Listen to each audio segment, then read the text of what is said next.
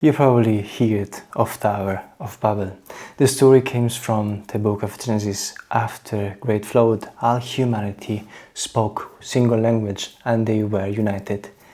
They gathered in the land of Shinar in ancient Mesopotamia and decided to build a city and a tower tall enough to reach the heavens, to make a name for themselves. Later legends give them a king, Nimrod, the one who dared build toward the sky. And God looked down and saw something that worried him. United, spoken one language, nothing they set out to do would be impossible for them. So God didn't strike the tower with fire. He did something for smart. He confused the language. Suddenly no one could understand anyone. The orders made no sense. The works stopped, and the people scattered across the earth. The place was called Babel, which means confusion. Now, I don't want to teach you religion or history. I want to use this as mirror for what you are trying to build. And the first question nobody asks: why build a tower at all? It's dangerous, it's exhausting, you might fall. So why not stay on the ground where it's safe? And here is why. Because the people in Babel didn't build just to be tall. They built to make a name, to mean something, to leave a mark that said, we are here. And that is the one hunger you can't talk yourself out of. You can live a safe life on the ground, flat, forgettable, comfortable, and at the end you will wonder what you actually built. Because the ground is where everyone already is. Nothing you make down there rises above the noise. Building the tower is how you turn a life that just happened into a life you actually choose. It's not about the height.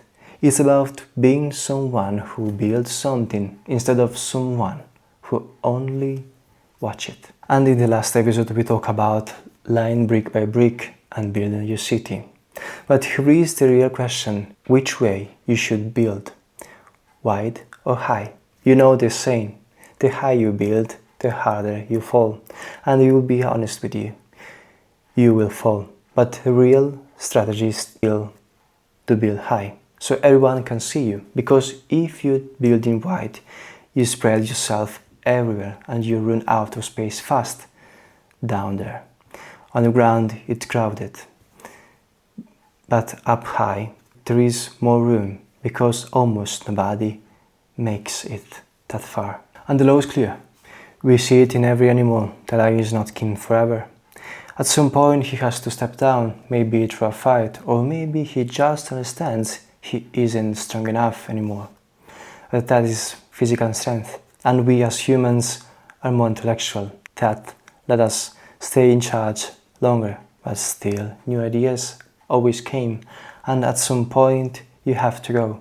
Maybe you see that as something negative, but why? Because the older ones teach the younger ones. They had them their own chance.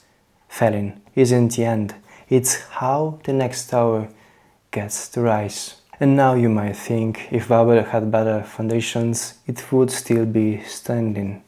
But here is the twist. Babel didn't fall because the stone was weak. It fell because the people building it stopped understanding each other. And still, if you're building yourself up high, you need good foundations to survive to earthquakes and the winds from outside. But remember, Babel's real lesson: the deadliest crack is never on the outside, it's on the inside. Knowing where you are and what you are doing keeps your own foundation solid, and growing brick after brick makes you more resistant to the forces from outside. But not the time. The time is different kind of problem. Because you don't have infinite time, you have a little of it, a fraction of eternity. You don't get it all, so you have to choose. You can't build your tower forever. Maybe you get to build it twice. And if you are good, maybe 3 times. But the time is only one factor energy is the other, and you don't have infinite energy either. The more time passes, the less energy you have, the less willpower, so you can't waste either one. So how long? How long until the tower is tall enough? And here is the answer nobody wants. Longer than you think, always longer. Babel wasn't raised in weekend, and nothing that reaches the sky goes up fast, and this is where most people quit. Not because they can't build, but because they expected the high too soon. They laid a few bricks, looked up, saw how far the top still was, and walked away. Understand this. For a long time, your tower will look like nothing. A few rows of stone in dirt. No one will see it, no one will clap, and you will be tempted to believe it isn't working. But a tower doesn't get tall in jumps, it gets tall one boring brick at a time. One days when nobody is watching. No one who finish aren't the fastest. They are the one who keep playing bricks long after the excitement was gone. So don't ask how long.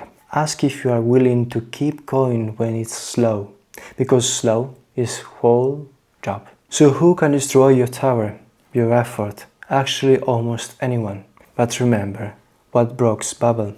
It wasn't an enemy, it was from the inside, and the same is true for you. Even your duties can become a danger to it, because if your duty and your goal are pulling in different directions, the whole thing breaks apart, just like Babel. The moment you stop pulling as one, it all falls. And then you have to rebuild it. All the time you spent building it is gone. That's why it's better to concentrate all your energy and all your time on one goal, not many. One tower built high. And as always, there is no guarantee. You could die on that hill and no one would ever know you were there. That's what happened to so many people who fought in wars. It's hard to say, but they sacrificed their lives. And today we remember them. A few monuments, only heroes made it on the books. Is anyone to blame? Not really. It's just how it works. There is no one standing by ready to write the story out of tower. In the history books, we read about one built 1,000 years ago, and we didn't even see the towers people are building right now all around us. So look and build anyway. And share this episode with someone who needs to hear it. Subscribe for more of this and leave a comment if you want more topics like this. Follow CoreWired to understand the machine that turns you.